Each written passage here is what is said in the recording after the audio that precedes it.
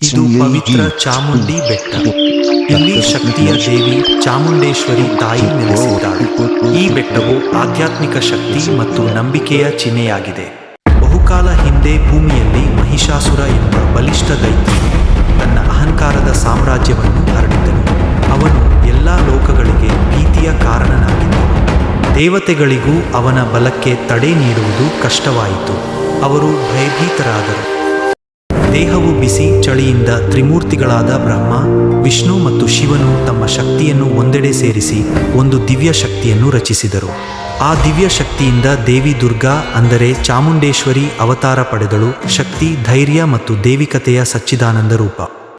ಚಾಮುಂಡೇಶ್ವರಿ ದೇವಿ ಸಿಂಹದ ಮೇಲೆ ಏರಿ ಮಹಿಷಾಸುರನ ವಿರುದ್ಧ ಭಯಾನಕ ಯುದ್ಧವನ್ನಾಡಲು ಹೊರಟಳು. ಆ ಯುದ್ಧ ಭೂಮಿ ಕಂಪಿಸುವಷ್ಟು ಭೀಕರವಾಗಿತ್ತು. ಕೊನೆಗೂ ದೇವಿಯ ತೀಕ್ಷ್ಣ ಅಸ್ತ್ರದಿಂದ ಮಹಿಷಾಸುರನ ಶಿರವನ್ನು ಕಡಿದು ಭೂಮಿಗೆ ಶಾಂತಿ ತರಲಾಯಿತು. ಅದು ಧರ್ಮದ ಜಯವಾಗಿತ್ತು. ಆ ಮಹಾ ವಿಜಯದ ನಂತರ ದೇವಿ ಚಾಮುಂಡೇಶ್ವರಿ ಚಾಮುಂಡಿ ಬೆಟ್ಟದಲ್ಲಿ ನೆಲೆಸಿದಳು. ಇಂದಿಗೂ ಆ ಶಕ್ತಿಯ ಸ್ಪಂದನೆ ಇಲ್ಲಿ ಸ್ಪಷ್ಟವಾಗುತ್ತದೆ. ಮೈಸೂರು ಒಡೆಯರ್ ವಂಶದವರು ದೇವಿಯನ್ನು ತಮ್ಮ ಕುಲದೇವಿಯಾಗಿ ಆರಾಧಿಸಿದರು.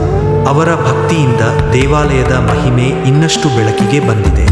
ಇಂದಿಗೂ ಲಕ್ಷಾಂತರ ಭಕ್ತರು ದೇವಿಯ ದರ್ಶನಕ್ಕಾಗಿ ಚಾಮುಂಡಿ ಬೆಟ್ಟವನ್ನು ಹತ್ತುತ್ತಾರೆ, ಪ್ರೀತಿ, ನಂಬಿಕೆ ಮತ್ತು ಶ್ರದ್ಧೆಯೊಂದಿಗೆ.